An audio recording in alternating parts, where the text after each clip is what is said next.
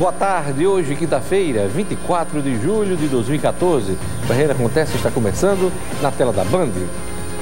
2 homens são assassinados em Macaíba. Justiça condena os acusados de matar policial civil em Natal durante assalto à padaria. Henrique Eduardo Alves defende refis da CBF para a dívida bilionária dos clubes de futebol. Andréa Campos, diretora-geral do TRE, é entrevistada desta quinta-feira, agora no RN Acontece.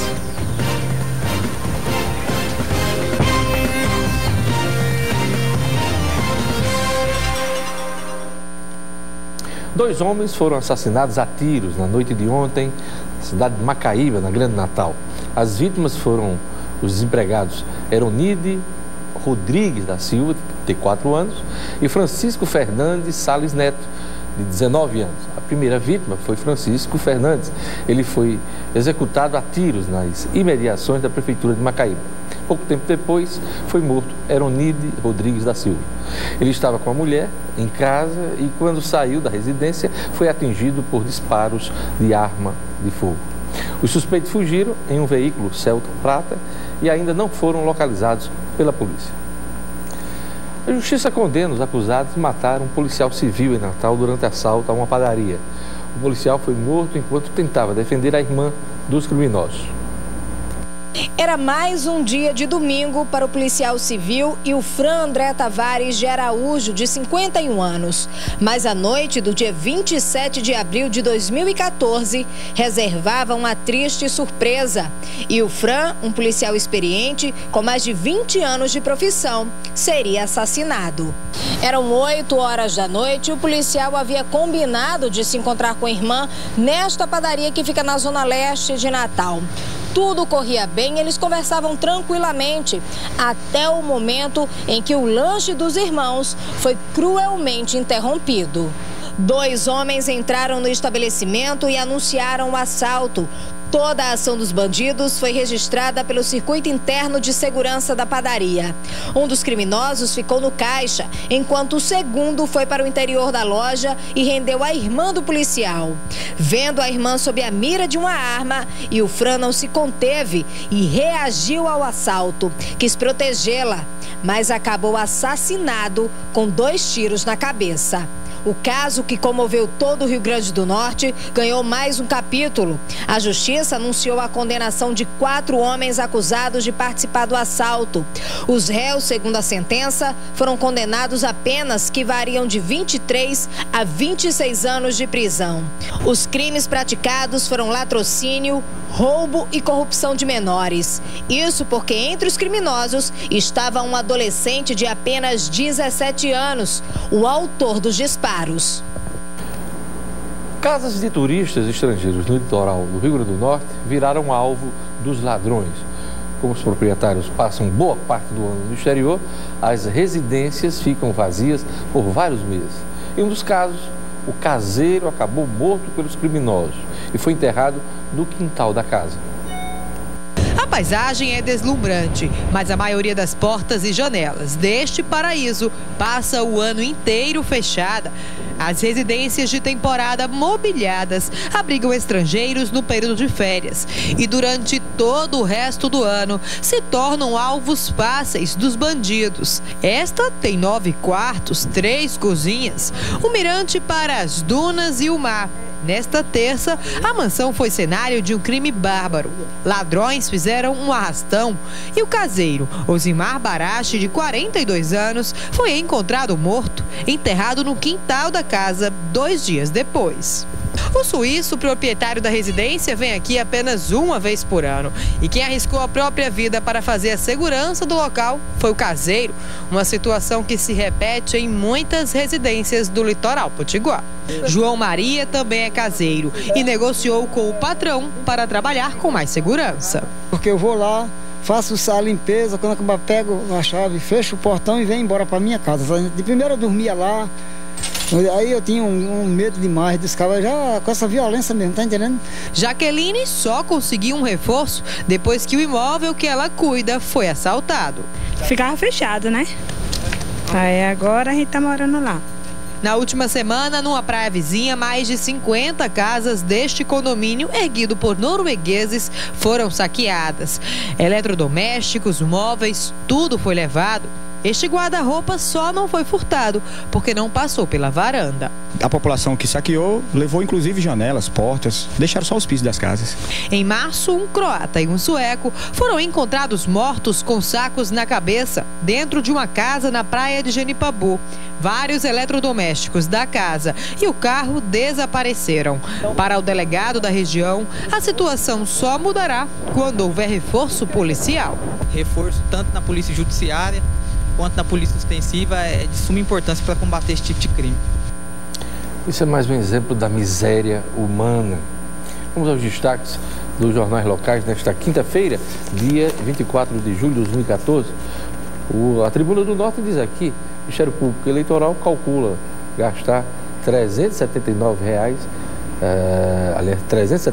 mil com auxílio este mês. Aliás, não é o Ministério Público Eleitoral, não é o Ministério Público do Estado. Ele calcula gastar 379 mil com auxílio moradia, que está em questão no Tribunal de Contas do Estado. O Novo Jornal diz aqui, na manchete principal, referência ao aumento da passagem de transporte coletivo, que passa a vigorar a partir desse final de semana, R$0,15, né, ou 15 centavos, por 50 ônibus novos. A tarifa de ônibus passa de R$ 2,20 para R$ 2,35 até domingo, sob a condição de mais 50 veículos na frota e retorno da linha 66 ao campus universitário. O destaque do Novo Jornal. Veja a seguir: Henrique Eduardo Alves defende refis da CBF para a dívida bilionária dos clubes de futebol. Eu volto em instantes com o RN Acontece.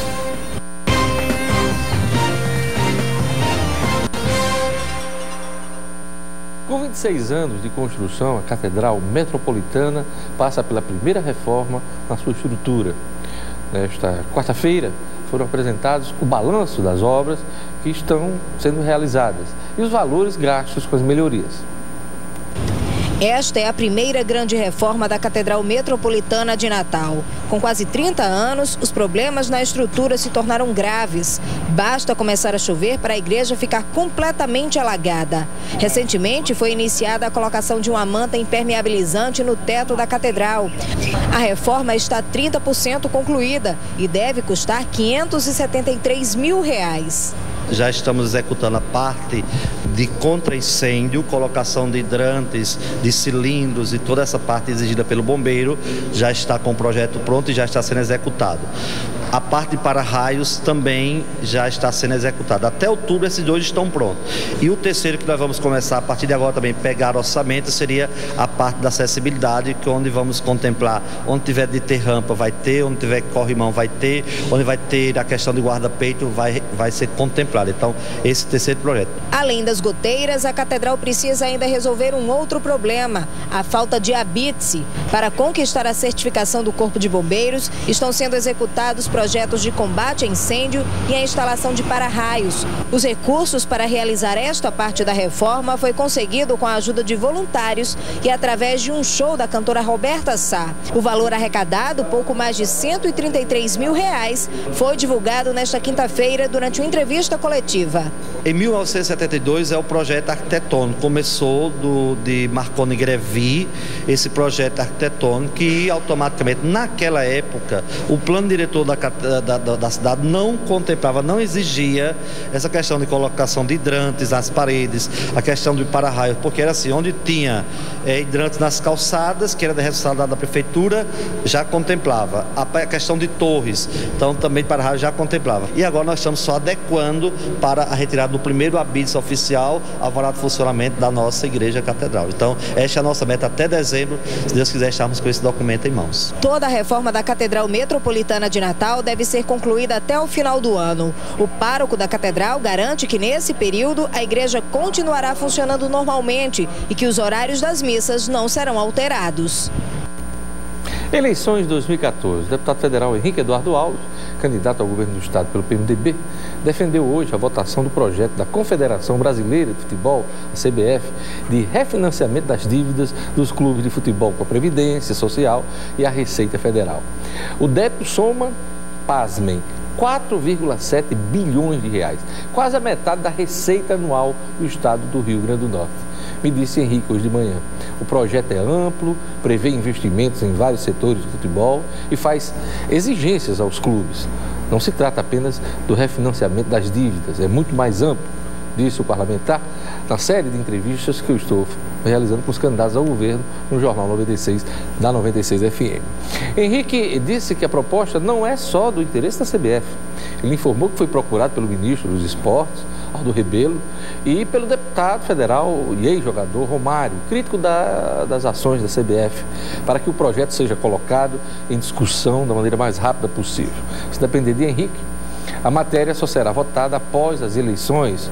Ele acredita que ela pode ser votada, se fosse concentrado da Câmara em agosto ou em setembro, mas ele prefere que a matéria seja apreciada após as eleições para não ser contaminada pela paixão política do momento eleitoral.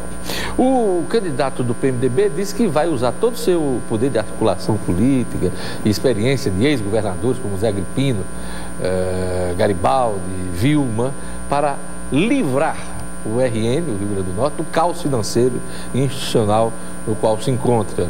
Ele disse que é um privilegiado de contar com o apoio dos ex-governadores, coisa que outros candidatos não contam. E, segundo Henrique, eles vão dizer assim: Henrique, por aí não, que eu já tentei e não consegui. E Henrique disse que vai governar olhando, aliás, não vai governar olhando para o retrovisor. Tem que olhar para frente. Eventuais mágoas, divergências políticas do passado vão ficar no passado. Aliás, segundo ele, elas precisam ficar no passado.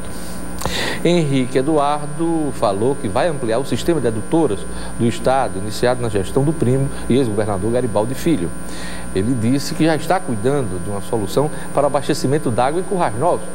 Ele ontem teve uma reunião com o ministro da Integração Nacional, Francisco José Teixeira, para apressar a implantação da adutora de engate rápido, trazendo água da barragem Armando Ribeiro Gonçalves para o município de Currais Novos. O candidato do PMDB disse que o Rio Grande do Norte possui uma rede de hospitais, 27 hospitais regionais, que precisa de uma reestruturação urgente. Proporcionalmente, ele informou, o estado do Rio Grande do Norte é um dos que possui o maior número de hospitais. E, na visão dele, pode até ser um exagero, e não vai fechar hospitais, mas é preciso reestruturar toda a rede para garantir médico, enfermeiro, medicamento e o pleno funcionamento. Segundo dados repassados pelo secretário estadual de Saúde, Luiz Roberto Fonseca, o estado precisa de 40 milhões de reais para custear a saúde todo mês, dos quais 10 milhões para pagar dívidas, 30 milhões para bancar os custos da máquina. Segundo Henrique, o estado não está repassando esse valor total de 30 milhões, e sim repassando 16 milhões. Henrique Eduardo também falou sobre as propostas de educação e segurança pública. Amanhã eu encerro a rodada com Simone Dutra, candidata ao governo pelo PSTU. No próximo bloco eu vou entrevistar Andréa Campos, do TRE. Não sai daí.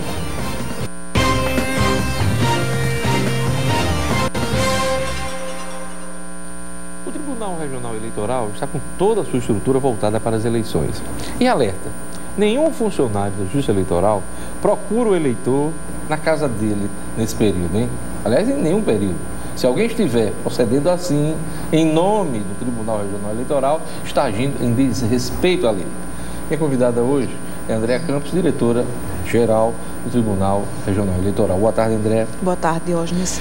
Esse tipo de denúncio, esse tipo de notícia, eu já li, já vi em algum... O TRE nega qualquer tipo de procedimento nesse sentido, né? Exatamente. Em toda época de eleição surgem aqueles falsos e-mails em que se comunica ao eleitor que ele tem alguma pendência para clicar num link e ser transportado para outro site.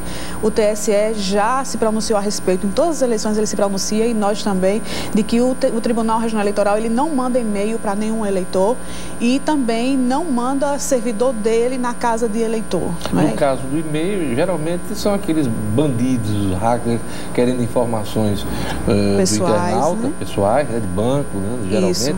E aí, essa famosa pegadinha digital. Mas a presença de pessoas nas residências, essa aí é outro fato grave também. É outro fato grave, a pessoa pode pensar que é uma pesquisa do Tribunal Eleitoral, o Tribunal Eleitoral não realiza pesquisa, não é? Então, assim, é para ser realmente banido esse tipo de procedimento. Não é para aceitar ninguém que venha dizendo que pertence à Justiça Eleitoral e está fazendo algum tipo de procedimento. Nós não realizamos nenhum tipo de trabalho a domicílio. E se a pessoa insistir, é para chamar a polícia. A polícia, né? Exato. André, qual é o eleitorado do Rio Grande do Norte nas eleições deste ano, 2014? Nós temos 2.327.000 eleitores. 2.327.000 eleitores. Houve um crescimento de quanto em relação ao último pleito? Você tem esse dado, você se lembra? Houve um decréscimo de hoje. Decréscimo em torno de 1,2% do eleitorado, porque nós tivemos revisão biométrica em 35 municípios. Então se deve mais à revisão biométrica. Porque assim, como a gente fez em 35 municípios, né, e foram municípios grandes, né, os maiores do estado, Natal e Mossoró, e em Natal, por exemplo, a gente teve 84% de eleitores revisados, então tivemos aí um percentual de 16%, né, que tiveram título cancelado, e isso reflete no quantitativo geral de eleitores do estado. No caso de Mossoró, também foi esse percentual aí de Também. 15%, todo 15%? Mais ou menos isso, mais ou menos isso. Mossoró, o comparecimento foi um pouco maior do que o de Natal, mas aí foi em torno de 15% ainda que teve título cancelado. A revisão foi um sucesso? Qual é a avaliação que a diretora do TRE faz desse trabalho em 35 municípios? A realização da revisão eleitoral biométrica, ela foi um sucesso porque o eleitor, ele compareceu, não é? Todas as emissoras de rádio e televisão deram total apoio a esse projeto. Isso foi muito importante para que todos tivessem conhecimento da importância de estar em dia com a Justiça Eleitoral. Então, assim, além disso, nós contamos com a participação de prefeituras municipais e que cederam seus servidores, cederam locais para que a gente realizasse, e o eleitorado compareceu em massa. E isso foi muito bom, foi muito produtivo. Uma verdadeira operação de guerra, né, André? Com certeza, Diógenes. Eu estava até aqui antes da entrevista dizendo, este ano é o ano animado da Justiça Eleitoral por conta das eleições. Ela falou, não, desde o ano passado. Desde o ano passado está bastante animado. Até por conta da revisão, né? Isso. A gente já passou do tempo da história do eleitor fantasma, do cara que vota pelo outro, ou aquele que vota no município e vota em... A gente está perto de chegar... Estamos, sim. Estamos zerando qualquer tipo de fraude eleitoral no dia da eleição.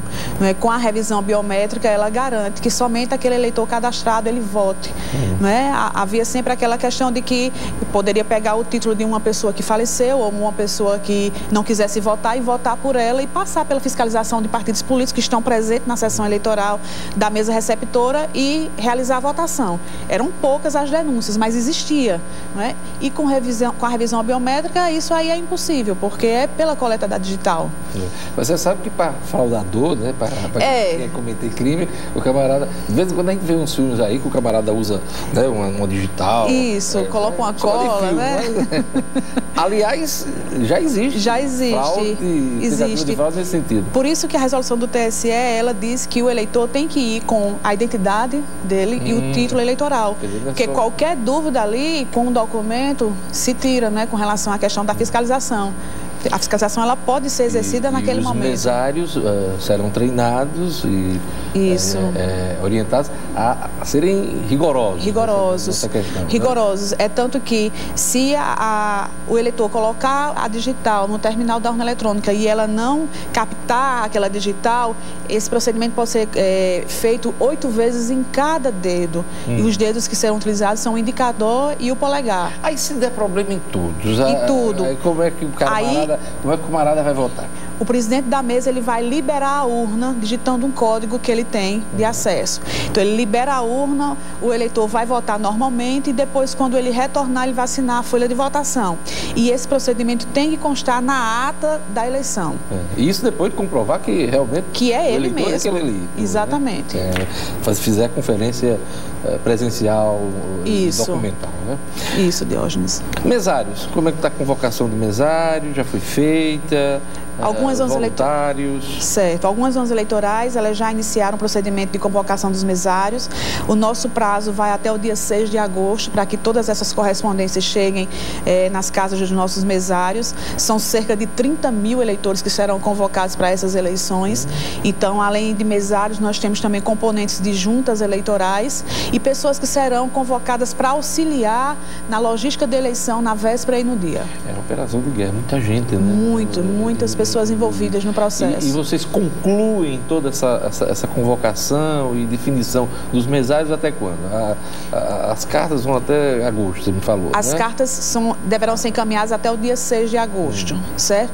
A partir daí, começa a contar o prazo para que aquele eleitor que foi convocado, se ele tiver algum impedimento legal, né? Às vezes médico. Às vezes médico também, ele procure a Justiça Eleitoral e informe para que ele seja substituído. Mas não é qualquer desculpa que vai fazer com que ele seja substituído. À luz das outras eleições, das eleições anteriores, qual é o tamanho dessa mudança, geralmente, em média? Você tem um percentual de média de mudança daquelas pessoas que são convocadas e que não comparecem, que não vão comparecer? Geralmente, assim, a gente praticamente fica 80% do quadro que antes já tem experiência e que continua. Mas com o programa do mesário voluntário, em que muitas pessoas se candidataram para fazer essa atividade, porque gostam, exatamente, e tem alguns benefícios também, né? Principalmente aqui em Natal, participar como mesário garante isenção no concurso público, né? do Estado, do município. Então, isso daí já é um benefício. Então, muitas pessoas procuraram querendo participar. Então, por conta disso, pode ser que um grande percentual seja alterado. Uma pergunta importante. Temos prazo da revisão biométrica. Aquele camarada que descumpriu todos, ele tem alguma chance de votar nessa eleição ou vai ter que esperar a próxima? Vai ter que esperar a próxima eleição, porque o cadastro eleitoral está fechado desde o dia 7 de maio, não é? Então ele só reabre em novembro. Então ele não faz parte Então ele não vota nesta eleição. Não vota. E esse ano, quantos municípios terão o voto biométrico? E aí eu lhe pergunto, já na próxima eleição, e no caso nós estamos em 2014, 2016, o voto vai ser todo biométrico? Nós já temos 49 municípios no estado com revisão biométrica. Dos 167, 49. Isso. E no próximo ano nós estaremos fazendo mais em 5 municípios, porque o TSE disse que não tem recurso financeiro para que faça aquela operação de guerra que foi feito antes. Então vai ser uma revisão biométrica, mas na forma ordinária, que é aquela que, à medida que o eleitor vai comparecendo espontaneamente, vai sendo feita a revisão biométrica dele. Então serão nos municípios de Parnamirim, São Gonçalo do Amarante, Ceará-Mirim, Currais Novos e Caicó. Mas aí, quer dizer, até 2016 conclui tudo ou... Conclui esses municípios. Os outros vai ficar na dependência de dotação orçamentária específica para essa finalidade. A previsão é 2018. Por aí, né? Por aí, para a gente terminar. André, os prazos, né? O eleitor e, enfim, quem está participando da campanha tem que ficar atento. Quais prazos? A partir de segunda-feira, os candidatos e os comitês devem encaminhar à Justiça Eleitoral, né, os recursos que foram recebidos em campanhas, que já foram gastos, são aqueles relatórios de prestação de contas preliminares. A prestação de contas começa para valer a partir de segunda-feira? Segunda-feira, e ele tem até o dia 6 de agosto para fazer essa apresentação. E esses dados ficarão disponíveis no site do tribunal. Aliás, é bom atentar que a prestação de contas não era como era antigamente. Não terminou a campanha, você fazia a prestação de contas, às vezes até no pedaço de papel, não. Isso. No correr da campanha tem as prestações. Exatamente. São, se eu não me engano, 3 prazos. São 2. 2 prazos. São 2 prazos. E o último, que é o final. Então são 3 prazos nesse ano eleitoral, né? Exatamente, então, é importante cumprir seu dever com a Justiça Eleitoral. Além disso, alguma coisa a mais? Prazo para a propaganda eleitoral inicia dia 19 de agosto. 19 de agosto, né? E o tribunal já começou a julgar os pedidos de registro de candidatura. O calendário do Tribunal Superior Eleitoral determina que até o dia 21 de agosto todos os pedidos de registro devem estar julgados. Mas já a resolução de registro de candidatura fala no prazo de 5 de agosto. Então, na dúvida, o desembargador Amilcar, né, preferiu adotar...